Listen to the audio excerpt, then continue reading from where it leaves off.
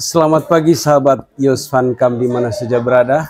Kembali pada hari ini saya akan mewawancarai Pak Juan selaku Wakasek Humas di SMA Negeri 2 Borong.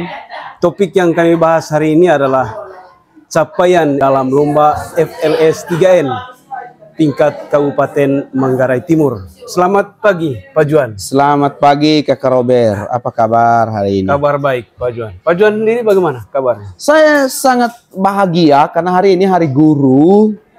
Hari di mana kita merayakan kemerdekaan sebagai dalam makna yang sesungguhnya. Karena sebut merdeka ini kalau hanya fisik saja belum tentu. Jadi merdeka itu juga harus dalam pikiran.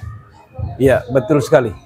Pak Juan, yang ingin kita bahas hari ini adalah capaian dari utusan SMA 2 Borong pada lomba FLS 3N tingkat MKKS Kabupaten Manggarai Timur. Iya, ya. Yang pertama kita dapat hasil minor ya tahun ini. Itu berbeda dari lomba-lomba sebelumnya. Jadi kalau kita dapat hasil minor, ini namanya hal yang beda yang baru kita temukan. Ya. Kita sering teruji dapat piala itu senang itu. Wah ini piala banyak doi, senang. Tapi apakah bisa teruji kalau kita gagal? Itu belum tentu. Dan ini kesempatan bagi kita menguji diri. Menguji diri apakah respon kita positif atau malah negatif. Malah negatif. Ya. Maka ini waktu yang menentukan bagi komunitas. Apa respon kita? Kebanyakan sekolah lebih-lebih yang sudah mapan ya, itu selalu mencari kambing hitam jikalau gagal. Ya. Apakah kita mau cara itu? Tentu tidak, ya. Kita tuding ini. Oh ini panitia ini, oh main mata, ini jurinya tidak benar. Kan tidak bisa begitu.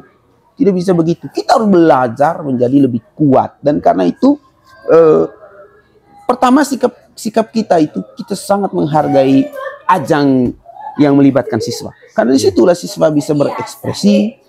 Ruang kelas ini kan ruang formal yang sangat terbatas. Kemudian ilmu pengetahuan itu diatur dengan kaku. Tapi di ruang seperti ini, hal-hal yang tidak terduga bisa muncul. Mereka diajak berpikir, mereka diajak untuk merespon situasi yang tidak diajarkan dalam ruang kelas. Ya, jadi ini luar biasa. Dan Pak Juan, berapa atau apa saja yang diperoleh oleh anak-anak kita? Kita dua. Yang pertama itu tari. Yang kedua itu tari itu juara 1. Yang kedua itu debat itu juara 3. Ya. Jadi dari 2 lomba ini, saya kira ini juga secara tradisional sering dimenangkan oleh SMA 2. Debat itu memang kita jarang juga juara 1, pernah sekali di Mano dulu, debat presensia ya. Juga tari kita, saya pikir sudah mulai mewarisi mental juara. Sementara di lomba lain seperti monolog, puisi, apalagi yang lain, kita belum pernah. Dan itu bisa dicari pembelajarannya. Mungkin komunitas di bidang itu kita belum ada. Dan memang kita belum ada komunitas di bidang itu. Dari capaian SMA 2 tahun ini, apa pembedanya? Apa yang membuat beda hasilnya ini? Yang pertama jumlah lombanya. Lomba-lomba yang secara tradisional kita sering menang seperti debat bahasa Inggris ditiadakan. Lomba seperti paduan suara itu juga ditiadakan. Dari sisi ini yang jelas itu sangat mempengaruhi perolehan kita ya. Lebih lagi bahwa kita membentuk siswa itu dalam komunitas. Sehingga begitu bahasa Inggris ditiadakan, anak-anak yang bahasa Inggris itu meskipun memiliki kemampuan dalam berdebat, ya tidak bisa lintas komunitas dong. Kasihan anak-anak yang sudah berproses dalam komunitas. Jadi ya diutuslah mereka itu. Itu yang pertama. Yang kedua, faktor yang kedua, ada kemungkinan juga kita menurun. Tapi saya kurang percaya dalam kualitas ya, dalam bimbingan. Saya kurang percaya karena kita melihat bahwa tidak ada perbedaan dalam proses bimbingan kita, malah makin lebih bagus, lebih teratur. Kemudian saya malah mempunyai kedugaan yang ketiga. Sekolah-sekolah kita lebih kompetitif sekarang. Itu hasil yang sangat positif. bahwa sekolah-sekolah lain juga sekolah-sekolah sudah lain mempersiapkan juga. dirinya dengan lebih baik lagi. Betul. Jadi sekolah-sekolah lain juga sudah mulai bangkit, sudah mulai menunjukkan dirinya, sudah mulai timbul kepercayaan dirinya untuk berkompetisi di tingkat. Ini sangat positif. Saya bayangkan kalau saya punya anak, saya nanti tugas di Elar, ya saya tidak susah dong cari harus ke daerah mana, di Elar saja sekolahnya. Ya. Ini kan orang pilih-pilih sekolah itu karena kualitasnya belum setara.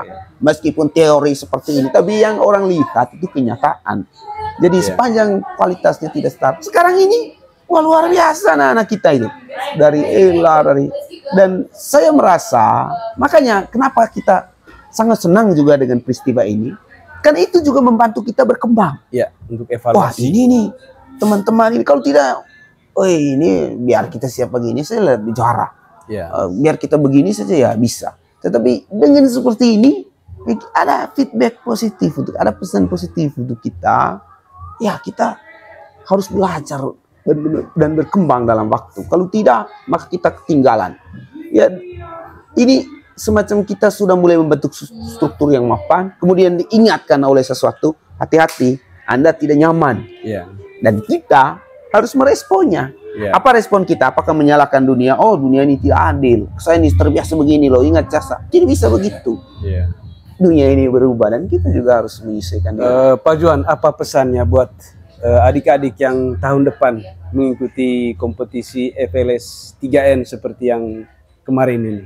Ya, tetap fokus dalam komunitas minat, ya, komunitas minat. Saya juga menyarankan kepada sekolah lebih-lebih di bidang kesiswaan supaya bentuk komunitas minat baru yang kita itu memang kurang ya di minat sastra, sehingga anak-anak kita tuh kalau berdrama, kalau apa itu benar-benar hasil produk mereka sendiri karena kita tidak punya klub di situ.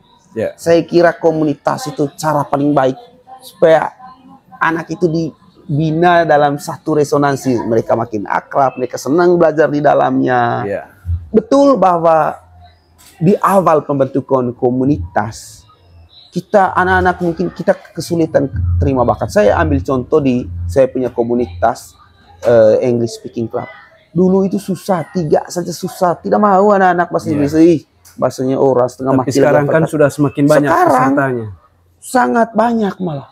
Sangat banyak. Semakin ini hanya masalah keberanian. Berani tidak kita menembus batas, berani tidak kita menciptakan inovasi, berani tidak kita melihat peluang dan memanfaatkan peluang. Karena anak-anak kita tidak bisa lagi dididik dengan hanya mengkritik. Oh ini salah sistem, ini salah. Tidak bisa. Kita harus terlibat langsung. Kita harus langsung. Kalau kita mencintai pendidikan, maka tidak ada cara lain selain masuk ke ruang kelas. Jadi semua teori di baliknya itu hanya mendukung untuk orang yang bergerak di ruang kelas ini. Saya kira seperti itu, Pak. Baik, terima kasih Pak Juan untuk bincang ringannya hari ini. Sama-sama. Semoga bermanfaat untuk lembaga dan untuk siapa saja yang menyaksikan YouTube ini. Terima kasih, selamat siang. Selamat siang.